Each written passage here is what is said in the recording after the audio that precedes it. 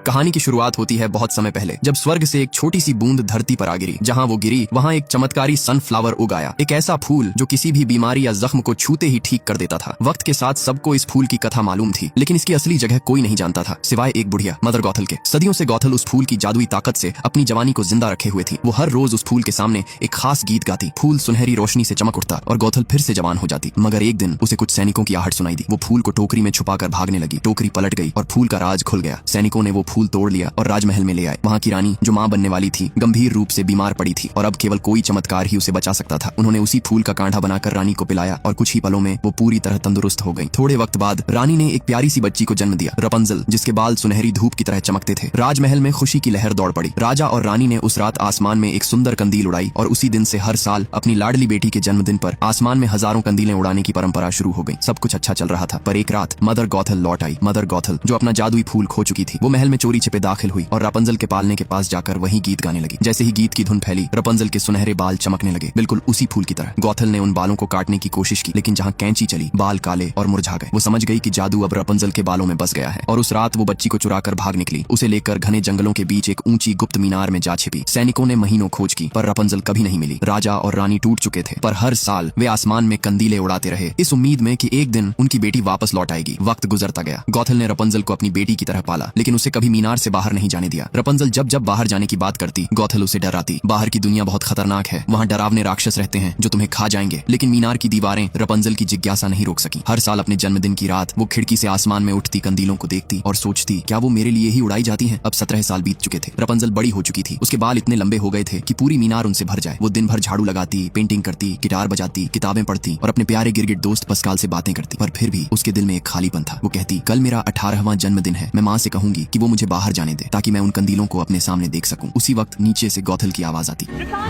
रापंजल अपने लंबे बाल नीचे फेंकती है। गौथल उन बालों से लटक कर ऊपर आती। रापंजल अपने मन की बात कहती, माँ, मैं बाहर जाना चाहती, वो उड़ते हुए कंदील देखना चाहती जो मेरे जन्मदिन पर आसमान में नजर आते हैं। गौथल मुस्कुराकर जवाब देती है, ओह मेरी बच्ची, वो दुनिया बहुत खतरनाक है, वहाँ सिर्फ दर्द, डर और धोखा है। तुम्हें यहीं रहना चाहिए, मेरे पास हमेशा के लिए। रापंजल चुप रह जाती है और गौथल कुछ सामान लेने मीनार से बाहर चली जाती है। अब हम फ्लिन राइडर को देखते हैं, जो एक चालाक और चार्मिंग चोर होता है। वो दो जुड़वां अपराधियों स्टैबिंगटन ब्रदर्स के साथ महल से राजकुमारी का ताज चुरा लेता है। महल के सैनिक और राजा का सबसे वफादार घोड़ा मैक्सिमस उनके पीछे निकल पड़ते हैं। हर जगह फ्लिन के वांटेड पोस्टर लग जाते हैं। जंगल की गहराइयों में फ्लिन राइडर और स्टैबिंगटन ब्रदर्स भागते भागते तीनों एक गहरे गड्ढे में फंस जाते हैं। फ्लिन मौका देखकर अपने साथियों को चकमा देता है और क्राउन लेकर अकेला भाग निकलता है। वो सैनिकों से बचकर निकल तो जाता है, लेकिन अब उसके पीछे पड़ चुका है रॉयल हॉर्स मैक्सिमस। फ्लिन और मैक्सिमस दोनों ही उस ताज को हासिल करने के लिए जंगलों में इधर उधर दौड़ते हैं। झड़प के दौरान दोनों एक ऊंचे पेड़ पर चढ़ जाते हैं, जो कुछ ही पलों में टूटकर नीचे गिर पड़ता है। फ्लिन किसी तरह जान बचाते हुए भागता हुआ एक अजीब पुरानी टावर के पास पहुंच जाता है। थका हुआ वो ऊपर चढ़ता है और ताज देखने ही वाला होता है कि रापंजल एक तवे को उसके सिर पर मार देती है। फ्लिन बेहोश होकर गिर जाता है। रापंजल उसे घसीटकर अलमारी में छुपा देती है और ताज को एक मटके में छिपा देती है। इतने में गौथल लौट आती है। रापंजल सोचती है कि अब वो फ्लिन के बारे में माँ को बताएगी और उसी बहाने बाहर जाने की इजाजत मांगेगी। वो गौथल की आवाज सुनती है, अपने लंबे बाल नीचे फेंकती है और गौथल को ऊपर खींच लेती है। रापंजल कहती है, माँ, मैं बस एक बार बाहर जाना चाहती हूँ, वो उड़ते हुए कंदील देखना चाहती हूँ जो हर साल मेरे जन्मदिन पर आसमान में दिखाई देते हैं। गौथल गुस्से में कहती है, बाहर की दुनिया बहुत खतरनाक है, वहाँ राक्षस हैं, चोर हैं और बुरे लोग हैं जो तुम्हें चोट पहुंचाएंगे। तुम्हें यहीं रहना होगा, सुरक्षित मेरे पास। रापंजल चुप हो जाती है और फिर मुस्कुराकर कहती है, ठीक है माँ, मैं कहीं नहीं जाऊंगी, बस मेरे जन्मदिन पर कुछ कलर्स ला दीजिए ताकि मैं अपनी पेंटिंग पूरी कर सकूं। गौथल कहती है, ठीक है, लेकिन मुझे आने में 3 दिन लगेंगे। रापंजल सिर झुका लेती है और गौथल रंग लाने के लिए टावर से निकल जाती है। जैसे ही गौथल जाती है, रापंजल अलमारी खोलती है और फ्लिन को बाहर निकालती है। वो उसे कुर्सी पर बांध देती है और अपने बालों से पकड़कर कहती है, अब तुम बताओ, ये उड़ते हुए कंदील कहाँ से आते हैं? फ्लिन थोड़ी झिझक के बाद कहता है, वो कंदील हर साल राजा और रानी अपनी खोई हुई बेटी की याद में उड़ाते हैं। रापंजल ये सुनकर हैरान रह जाती है। फिर वो एक सौदा करती है, अगर तुम मुझे उन कंदीलों के पास ले चलो तो मैं तुम्हें ये ताज लौटा दूंगी। फ्लिन हिचकिचाता है, पर उसकी आंखों में चमक देखकर मान जाता है और फिर रापंजल पहली बार अपने लंबे जादुई बालों की मदद से उस मीनार से नीचे उतरती है। जैसे ही वो जमीन पर कदम रखती है, वो उत्साह से भर उठती है। कभी घास में लौटती है, कभी पानी छलकती है। उससे लगता है जैसे उसने जिंदगी पहली बार छुई हो। उधर गौथल रास्ते में रॉयल हॉर्स मैक्सिमस को देखती है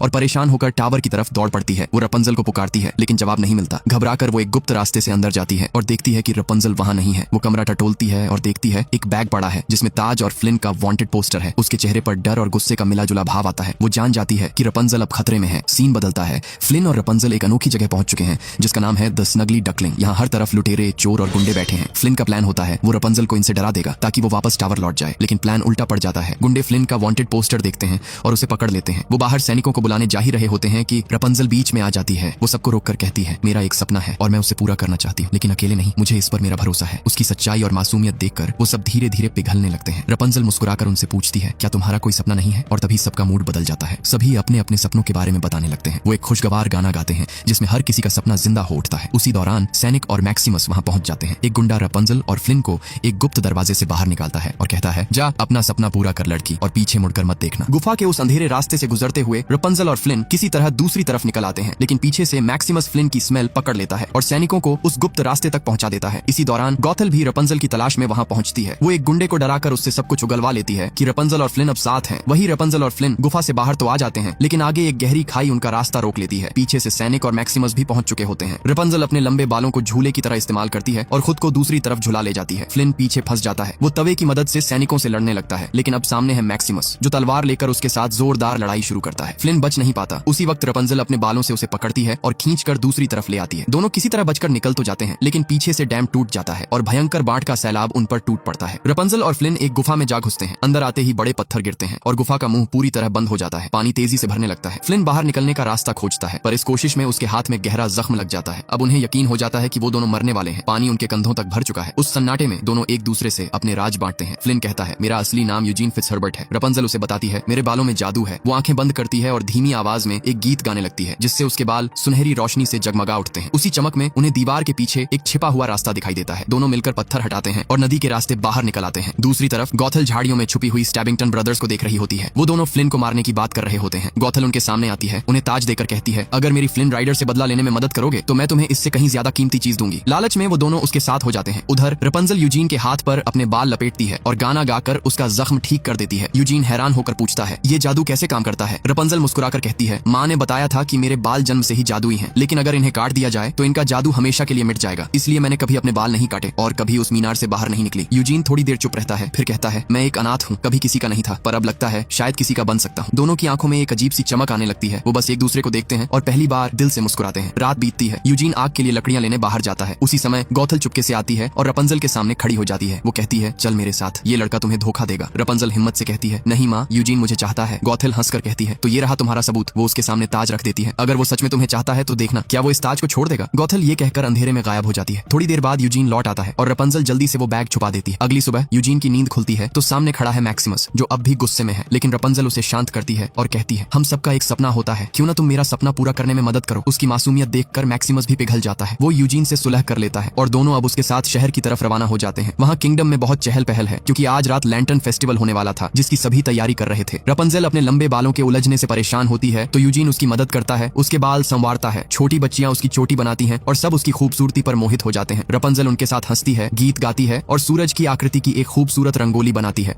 यूजीन रपंजल को किंगडम का एक फ्लैग देता है जिस पर सूरज का निशान बना होता है। फिर वो उसे लेकर एक छोटी नाव में बैठता है और दोनों किंगडम के सामने बहती नदी में पहुंच जाते हैं। उधर महल में राजा और रानी अपनी खोई हुई बेटी की याद में पहला सुनहरी कंदील आसमान में उड़ाते हैं और देखते ही देखते पूरी प्रजा उस पल में शामिल हो जाती है। हजारों कंदील आसमान में तैरने लगते हैं, मानो सितारे धरती पर उतर आए हों। एक कंदील रपंजल के पास आकर ठहर जाता है। वो उसे अपने हाथों में पकड़ती है और फिर हवा में छोड़ देती है, जैसे अपने दिल की तमन्ना को आसमान में भेज रही हो। वो यूजीन की तरफ मुड़ती है और उसके हाथ में ताज रख देती है, पर अब यूजीन के लिए वो ताज मायने नहीं रखता। वो बस रपंजल को देखता है और उसकी आंखों में सच्चा प्यार झलकता है। दोनों एक दूसरे के करीब आते हैं। वो बस एक पल दूर है पहली किस से। तभी किनारे पर यूजीन को स्टैबिंगटन ब्रदर्स दिखाई देते हैं। वो रपंजल से कहता है, मैं बस ताज लौटा कर आता हूँ, फिर हम साथ चलते हैं। वो उसे नाव में छोड़कर किनारे की तरफ चला जाता है। वो दोनों भाई रपंजल के पास आते हैं। वो कहते हैं, यूजीन ताज लेकर भाग गया, देखो उसकी नाव। रपंजल हकबका जाती है। इससे पहले कि वो कुछ समझे, वो दोनों भाई उस पर हमला कर देते हैं और तभी मदर गॉथल वहाँ पहुंचती है। वो रपंजल को बचाती है, मगर ये सब उसी की चाल होती है। दरअसल गॉथल ने उन दोनों गुंडों से सौदा किया था। यूजीन को उन्होंने बांधकर नाव में डाल दिया, जो सीधा महल के पास पहुंचती है, जहाँ सैनिक उसे पकड़ लेते हैं और ये सब कुछ मैक्सिमस अपनी आंखों से देख लेता है। रपंजल अब फिर से मीनार में कैद है, दिल टूट चुका है। वो अपने कमरे में लेटी है और उसकी नजर अपनी पेंटिंग्स पर जाती है, जहाँ उसने हर जगह वही सूरज वाला चिन्ह बनाया था जो किंगडम के झंडे पर था। वो शीशे में खुद को देखती है और सच समझ जाती है, वही खोई हुई राजकुमारी है। उसके चेहरे पर सदमे, गुस्से और दर्द का तूफान उमड़ पड़ता है। वो गॉथल की ओर मुड़ती है और कहती है, तुमने मुझे बरसों कैद में रखा, मैं ही वो राजकुमारी हूँ जिसे तुमने चुराया था। गॉथल ठंडी हंसी के साथ कहती है, हाँ, लेकिन अब बहुत देर हो चुकी है। यूजीन को फांसी दी जाएगी और तुम कभी उसे नहीं बचा पाओगी। रपंजल चिल्लाती है, नहीं, मैं उसे बचाऊंगी। गॉथल उसे रोकने की कोशिश करती है, लेकिन रपंजल उसका हाथ झटक देती है। गॉथल उसे फिर से बांध देती है और अब रपंजल पूरी तरह कैद हो चुकी है। उधर सैनिक यूजीन को फांसी के लिए ले जा रहे होते हैं। तभी मैक्सिमस अपने पुराने दोस्तों द स्नगली डकलिंग के गुंडों के साथ एक धमाकेदार रेस्क्यू प्लान बनाता है। यूजीन आजाद हो जाता है और मैक्सिमस की पीठ पर सवार होकर पूरा जोश में टावर की तरफ दौड़ पड़ता है। मीनार में पहुंचते ही यूजीन देखता है रपंजल बंधी हुई है। वो उसे छुड़ाने के लिए दौड़ता है, लेकिन तभी गौथल पीछे से चाकू से वार करती है। यूजीन जमीन पर गिर जाता है। गौथल रपंजल को खींचते हुए कहती है, अब चलो मेरे साथ, वरना ये मर जाएगा। रपंजल आंसुओं में डूबी कहती है, अगर तुम मुझे उसे बचाने दोगी तो मैं तुम्हारे साथ चलूंगी, हम हमेशा साथ रहेंगे, मैं वादा करती हूँ। गौथल कुछ सोचती है और उसके बाल खोल देती है। रपंजल झुककर यूजीन के पास जाती है, वो बाल पकड़ती है और गाना गाने लगती है ताकि उसे बचा सके, लेकिन यूजीन उसका हाथ पकड़कर कहता है, रपंजल तुम्हें आजाद होना चाहिए। वो पास पड़ी टूटी कांच की कतरन से उसके बाल काट देता है। एक पल में सुनहरी रोशनी बुझ जाती है, जादू खत्म हो जाता है। गौथल के बाल सफेद पड़ जाते हैं, उसकी झुर्रियां लौट आती हैं और मीनार से नीचे गिरकर हमेशा के लिए खत्म हो जाती है। रपंजल यूजीन को अपनी बाहों में पकड़ती है, वो आखिरी सांस लेता है। रपंजल टूटे हुए दिल से रो पड़ती है, उसके आंसू यूजीन के गाल पर गिरते हैं और तभी वो आंसू सुनहरी रोशनी में बदल जाते हैं। यूजीन की सांसें लौट आती हैं। रपंजल के आंसू में अब भी वही जादू था, क्योंकि असली जादू उसके बालों में नहीं, उसके दिल में था। यूजीन मुस्कुराकर उसकी ओर देखता है और दोनों एक दूसरे को गले लगा लेते हैं। कुछ समय बाद रपंजल किंगडम लौटती है। राजा और रानी उसे देखते ही पहचान जाते हैं। माँ की आंखों से आंसू बहते हैं और पिता उसे कसकर सीने से लगा लेते हैं। सालों का इंतजार खत्म हो गया था। यूजीन अब रॉयल फैमिली का हिस्सा बन चुका है और रपंजल अब आखिरकार आजाद है। आसमान में फिर से हजारों कंदील उड़ रहे हैं, लेकिन इस बार वो किसी गुमशुदा को ढूंढने के लिए नहीं, बल्कि दो आत्माओं के मिलन का जश्न मनाने के लिए थे। कभी कभी सबसे बड़ा जादू किसी जादुई फूल में नहीं, बल्कि इंसान के दिल में छुपा होता है। अगर ये कहानी आपके दिल को छू गई हो तो एक लाइक जरूर करें और ऐसी ही दिल छू लेने वाली कहानियां सुनने के लिए चैनल को सब्सक्राइब करना ना भूलें।